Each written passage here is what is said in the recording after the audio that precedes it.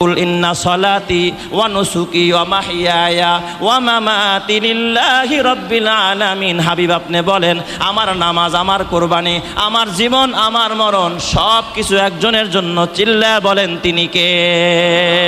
আমরা সব কিছু করবো কার নামে? আল্লাহর নামে। আল্লাহ ছাড়া গায়রুল্লাহর নামে করা যাবে না। কিন্তু খবরদার মুসলমান, আমাদের সমাজের মুসলমান আল্লাহর জন্য করে না। গরু একটা জবাই দিয়া রান পাঠায় বিয়াই বাড়ি, আছে না নাই? রান কোন বাড়ি?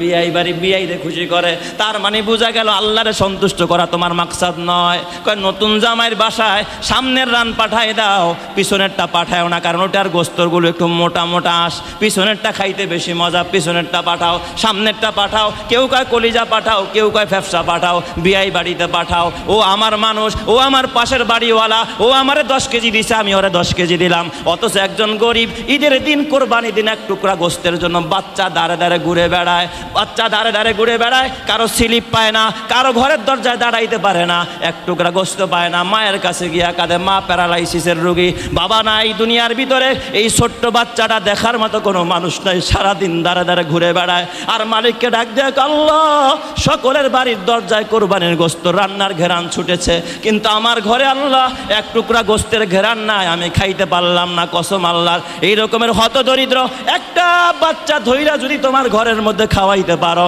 আর এক টুকরা গোস্ত দিয়া বলো বাসায় যাও তোমার মা সহ রান্না করে খাও, ও যদি খুশি হয়ে যায়, আরশের মালিক ডাক দিয়া বলবো, বান্দা তুই লক্ষ টাকা দিয়ে আমারে যতটুকু খুশি করতে না পারছস, এই যে এক টুকরা গোস্ত দিয়া একটা হতভাগা অসহায় এতিম বাচ্চার মুখে হাসি ফুটাইয়া দিলি, আমি আল্লাহ তোর আমলটারে কবুল করলাম। এই আমলের বিনিময়ে আমি আল্লাহ তোর জিন্দিগির গুনাহগুলোকে ক্ষমা করে দিলাম। চিৎকার মেরে কোন সুবহানাল্লাহ।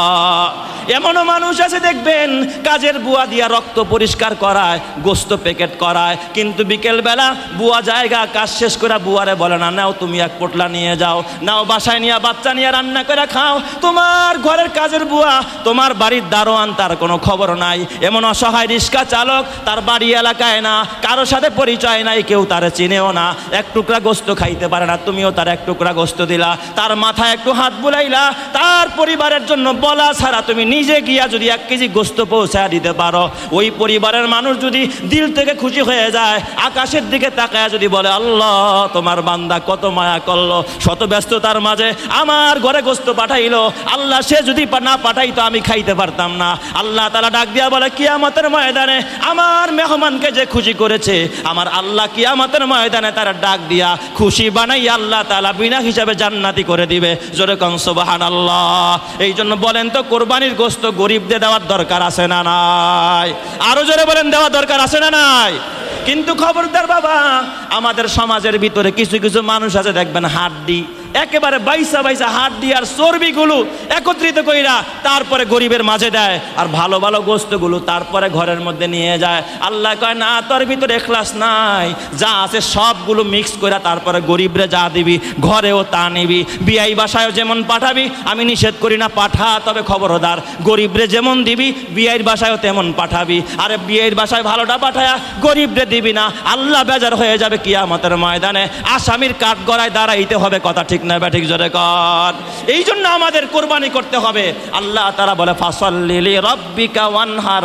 বন্ধু আমার, আপনি রবের জন্য নামাজ পড়েন, রবের জন্য নাহার করেন। নাহার কি জিনিস এবং জবাহ, নাহার এক জিনিস, জবাহ হলো আরেক জিনিস। জবাহ বলা হয় কোনো পশুর হাত পা বেঁধে জমিনে শোয়ায়া তারপরে যেই ছুরি চালানো হয়, এটাকে বলা হয় কি? জবাহ। জাল বা হা জাবহুন, এর অর্থ হলো জবাই করা। আর নাহারুন, এইটা হলো যেই পশু দাঁড়ানো অবস্থায় জবাই করা হয়। যেমন উট, আমাদের দেশে তো উট নাই, আরব দেশের উট, এটা ধইরা হাত পাও বাইন্দা শোয়া জবাই করা যায় না, এটা দাঁড়ানো অবস্থায় থাকে। এটার গর্দান অনেক লম্বা, এটা ঢোর বরাবর একটু শক্ত জায়গা আছে, এখানে ছুরি মেরে তারপরে ঢোরটা কেটে দেওয়া হয়, তার রক্ত বের হয়। রক্ত বের হওয়ার পরে সে আস্তে করে বসে পড়ে, আস্তে করে শুয়ে পড়ে, এরপরে নিথর দেহ থেকে তার চামড়া ছিঁড়ে এরপরে গোস্তগুলোকে বানানো হয়, এটাকে বলা হয় নহর। আল্লাহ তাআলা সূরা কাউসারের মধ্যে বললেন, হে দুনিয়ার মানুষ, ফাসাল্লি লিরাব্বিকা ওয়ানহার, তোমরা কি করো? নহর করো, তার মানে বড়ডারে জবাই করো। আমাদের সমাজের মানুষ দেখবেন সবচাইতে কম দাম কোনটা, বাজারে গিয়া ওইটা তালাশ করে। আসে না নাই? জোরে কোন আছে না নাই? সবচেয়ে কম দামেরটা তালাশ করে না। আপনি কোরবানি করবেন, আরে ভাই গোস্ত তো আপনিই খাইতেছেন, ম্যাক্সিমাম গোস্ত সারা বছর তো গোস্ত কিনে খান, ইখলাস যদি ভালো থাকে ভালো একটা জবাই দেন, হাটটা গাটটা মোটা তাজা দেখা জবাই দেন, তবে মানুষের বাহবা নেওয়ার জন্য নয়, আল্লাহর সন্তুষ্টির জন্য, যে আল্লাহর ঘরে পাঠামো, আল্লাহর জন্য পাঠামো, আল্লাহর নামে পাঠামো, আমি মরা ধরা একটা কেমনে কিনি, এই নিয়ত করে যদি কেউ ভালো একটা কিনে, ওই কোরবানির রক্ত ফোঁটা জমিনে পড়তে দেরি, আল্লাহ তারে মাফ করতে দেরি নাই। জোরে কোন সুবহানাল্লাহি ওয়া বিহামদি।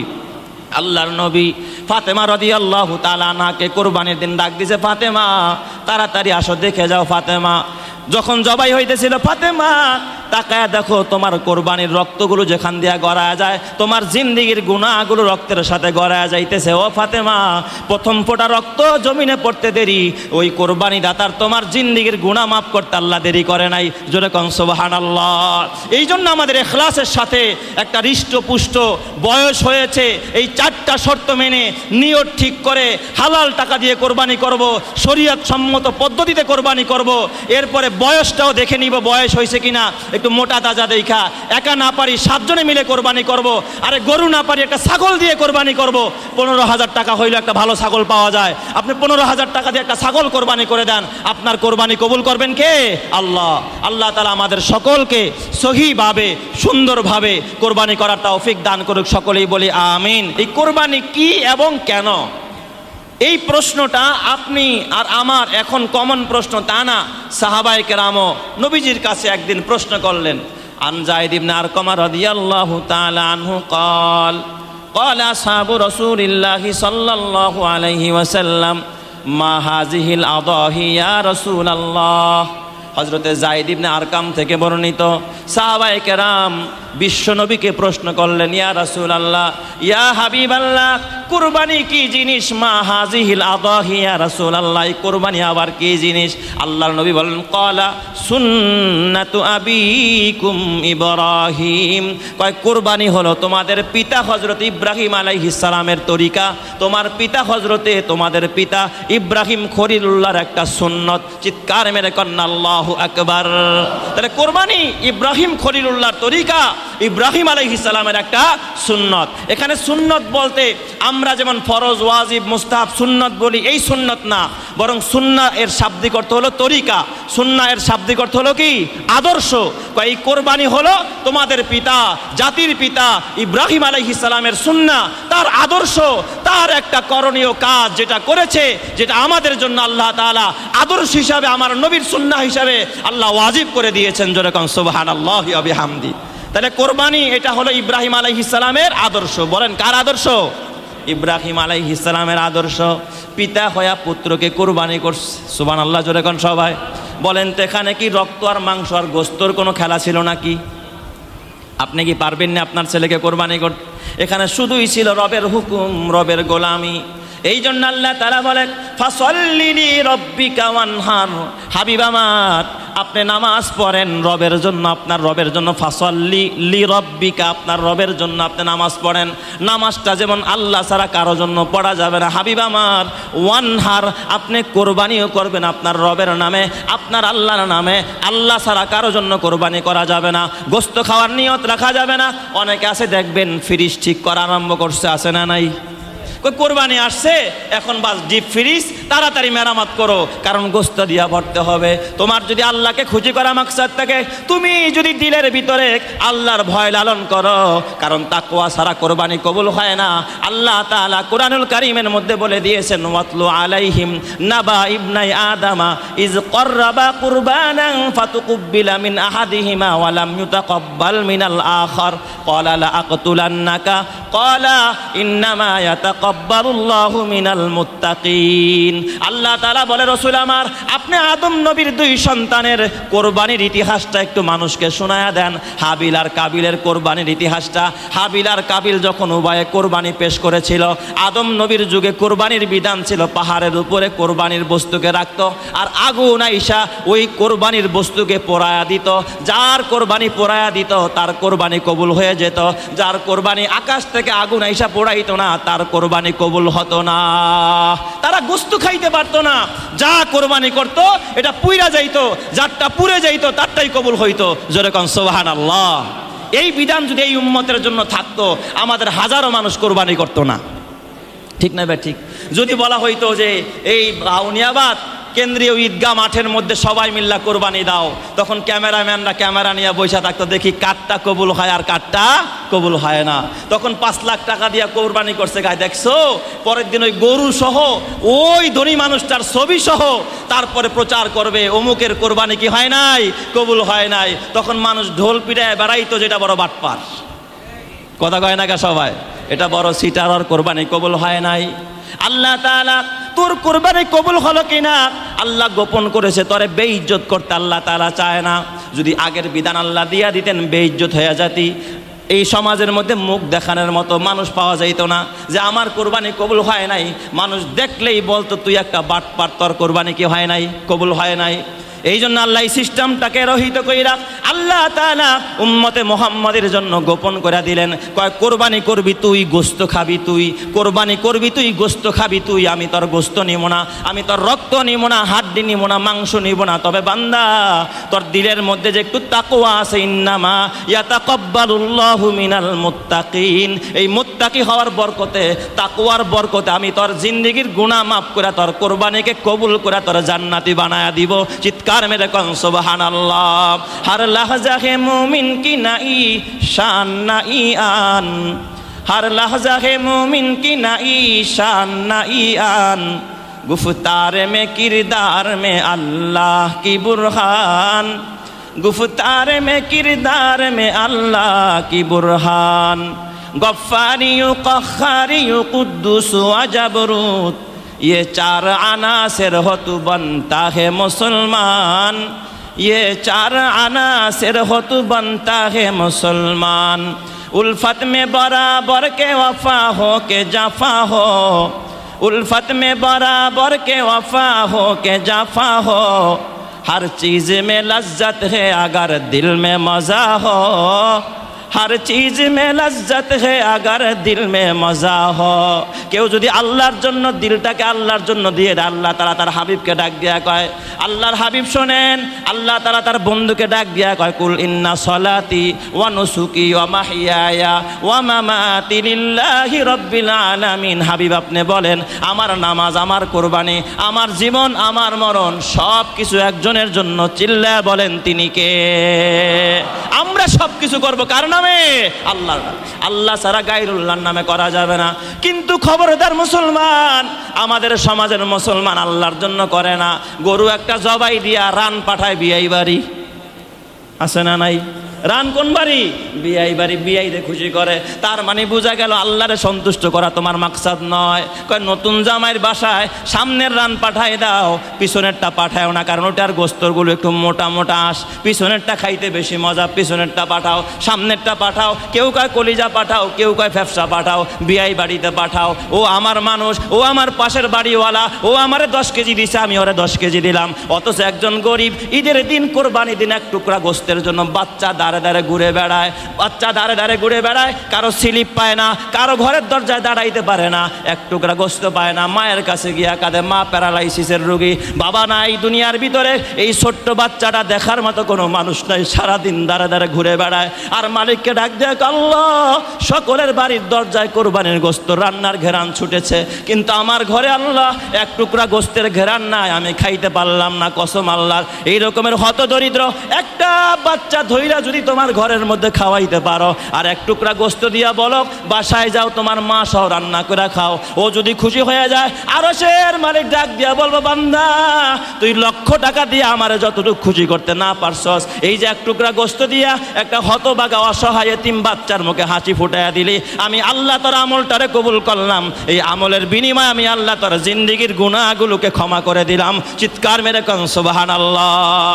এমনও মানুষ আছে দেখবেন, কাজের বুয়া দিয়া রক্ত পরিষ্কার করায়, গোস্ত প্যাকেট করায়, কিন্তু বিকেলবেলা বুয়া জায়গা কাজ শেষ করে বুয়ারে বলে না, নাও তুমি এক পোটলা নিয়ে যাও, নাও বাসায় নিয়ে বাচ্চা নিয়ে রান্না করে খাও। তোমার ঘরের কাজের বুয়া, তোমার বাড়ির দারোয়ান, তার কোনো খবর নাই। এমন অসহায় রিক্সা চালক, তার বাড়ি এলাকায় না, কারোর সাথে পরিচয় নাই, কেউ তারে চিনেও না, এক টুকরা গোস্ত খাইতে পারে না, তুমিও তার এক টুকরা গোস্ত দিলা, তার মাথায় একটু হাত বুলাইলা, তার পরিবারের জন্য বলা ছাড়া তুমি নিজে গিয়া যদি 1 কেজি গোস্ত পৌঁছায় দিতে পারো, ওই পরিবারের মানুষ যদি দিল থেকে খুশি হয়ে যায়, আকাশের দিকে তাকায় যদি বলে আল্লাহ তোমার বান্দা কত মায়া করলো, শত ব্যস্ততার মাঝে আমার ঘরে গোস্ত পাঠাইলো, আল্লাহ সে যদি না পাঠাইতো আমি খাইতে পারতাম না। আল্লাহ তাআলা ডাক দিয়া বলে কিয়ামতের ময়দানে আমার মেহমানকে যে খুশি করেছে, আমার আল্লাহ কিয়ামতের ময়দানে তারা ডাক দিয়া খুশি বানাই আল্লাহ তাআলা বিনা হিসাবে জান্নাতি করে দিবে। জোরে কোন সুবহানাল্লাহ। এই জন্য বলেন তো কোরবানির গোস্ত গরিবদের দেওয়ার দরকার আছে না নাই? আরো জোরে বলেন দেওয়ার দরকার আছে না নাই? কিন্তু খবরদার বাবা, আমাদের সমাজের ভিতরে কিছু কিছু মানুষ আছে দেখবেন হাড্ডি একেবারে বাইসা বাইসা হাড্ডি আর চর্বিগুলো একত্রিত কইরা তারপরে গরিবের মাঝে দেয়, আর ভালো ভালো গোস্তগুলো তারপরে ঘরের মধ্যে নিয়ে যায়। আল্লাহ কয় না, তোর ভিতরে ইখলাস নাই, যা আছে সবগুলো মিক্স কইরা তারপরে গরিবরে যা দিবি ঘরেও তা নিবি। বিয়াই বাসায়ও যেমন পাঠাবি, আমি নিষেধ করি না পাঠা, তবে খবরদার গরিবরে যেমন দিবি বিয়াইর বাসায়ও তেমন পাঠাবি। আরে বিয়াইর বাসায় ভালোটা পাঠায়া গরিবরে দিবি না, আল্লাহ বেজার হয়ে যাবে কিয়ামতের ময়দানে, আসামির কাঠ গড়ায় দাঁড়াইতে হবে। কথা ঠিক না ব্যাঠিক? জোরে কর। এই জন্য আমাদের কোরবানি করতে হবে। আল্লাহ তাআলা বলে ফাসাল্লি লিরাব্বিকা ওয়ানহার। বন্ধু আমার, আপনি রবের জন্য নামাজ পড়েন, রবের জন্য নাহার করেন। নাহার কি জিনিস এবং জবাহ, নাহার এক জিনিস, জবাহ হলো আরেক জিনিস। জবাহ বলা হয় কোনো পশুর হাত পা বেঁধে জমিনে শোয়ায়া তারপরে যেই ছুরি চালানো হয় এটাকে বলা হয় কি জবাহ। জাল বা হা জাবহুন এর অর্থ হলো জবাই করা। আর নাহারুন এইটা হলো যেই পশু দাঁড়ানো অবস্থায় জবাই করা হয়। যেমন উট, আমাদের দেশে তো উট নাই, আরব দেশের উট এটা ধইরা হাত পাও বাইন্দা শোয়া জবাই করা যায় না, এটা দাঁড়ানো অবস্থায় থাকে। এটার গর্দান অনেক লম্বা, এটা ঢোর বরাবর একটু শক্ত জায়গা আছে, এখানে ছুরি মেরে তারপরে ঢোরটা কেটে দেওয়া হয়, তার রক্ত বের হয়। রক্ত বের হওয়ার পরে সে আস্তে করে বসে পড়ে, আস্তে করে শুয়ে পড়ে, এরপরে নিথর দেহ থেকে তার চামড়া ছিঁড়ে এরপরে গোস্তগুলোকে বানানো হয়, এটাকে বলা হয় নহর। আল্লাহ তাআলা সূরা কাউসারের মধ্যে বললেন, হে দুনিয়ার মানুষ ফাসাল্লি লিরাব্বিকা ওয়ানহার, তোমরা কি করো? নহর করো, তার মানে বড়ডারে জবাই করো। আমাদের সমাজের মানুষ দেখবেন সবচাইতে কম দাম কোনটা, বাজারে গিয়া ওইটা তালাশ করে। আসে না নাই? জোরে কোন আছে না নাই? সবচেয়ে কম দামেরটা তালাশ করে না। আপনি কোরবানি করবেন, আরে ভাই গোস্ত তো আপনিই খাইতেছেন ম্যাক্সিমাম গোস্ত, সারা বছর তো গোস্ত কিনে খান। ইখলাস যদি ভালো থাকে ভালো একটা জবাই দেন, হাটটা গাটটা মোটা তাজা দেখা জবাই দেন, তবে মানুষের বাহবা নেওয়ার জন্য নয়, আল্লাহর সন্তুষ্টির জন্য, যে আল্লাহর ঘরে পাঠামো, আল্লাহর জন্য পাঠামো, আল্লাহর নামে পাঠামো। আমি মরা ধরা একটা কেমনে কিনি, এই নিয়ত করে যদি কেউ ভালো একটা কিনে, ওই কোরবানির রক্ত ফোঁটা জমিনে পড়তে দেরি, আল্লাহ তারে মাফ করতে দেরি নাই। জোরে কোন সুবহানাল্লাহি ওয়া বিহামদি। আল্লাহর নবী ফাতেমা রাদিয়াল্লাহু তাআলা আনহাকে কোরবানির দিন ডাক দিয়েছে, ফাতেমা তাড়াতাড়ি আসো, দেখে যাও। ফাতেমা যখন জবাই হইতেছিল, ফাতেমা তাকায় দেখো তোমার কোরবানির রক্তগুলো যেখান দিয়া গড়ায় যায়, তোমার জিন্দিগির গুনাহগুলো রক্তের সাথে গড়ায় যাইতেছে। ও ফাতেমা, প্রথম ফোঁটা রক্ত জমিনে পড়তে দেরি, ওই কোরবানি দাতার তোমার জিন্দিগির গুনাহ মাফ করতে আল্লাহ দেরি করে নাই। জোরে কোন সুবহানাল্লাহ। এই জন্য আমাদের ইখলাসের সাথে একটা হৃষ্টপুষ্ট বয়স হয়েছে, এই চারটা শর্ত মেনে নিয়ত ঠিক করে হালাল টাকা দিয়ে কোরবানি করব, শরীয়ত সম্মত পদ্ধতিতে কোরবানি করব। এরপরে বয়সটাও দেখে নিব বয়স হয়েছে কিনা, একটু মোটা তাজা দেখা। একা না পারি 7 জনে মিলে কোরবানি করব। আরে গরু না পারি একটা ছাগল দিয়ে কোরবানি করব। 15,000 টাকা হইলে একটা ভালো ছাগল পাওয়া যায়, আপনি 15,000 টাকা দিয়ে একটা ছাগল কোরবানি করে দেন, আপনার কোরবানি কবুল করবেন কে? আল্লাহ। আল্লাহ তাআলা আমাদের সকলকে সহিভাবে সুন্দরভাবে কোরবানি করার তৌফিক দান করুক। সকলেই বলি আমিন।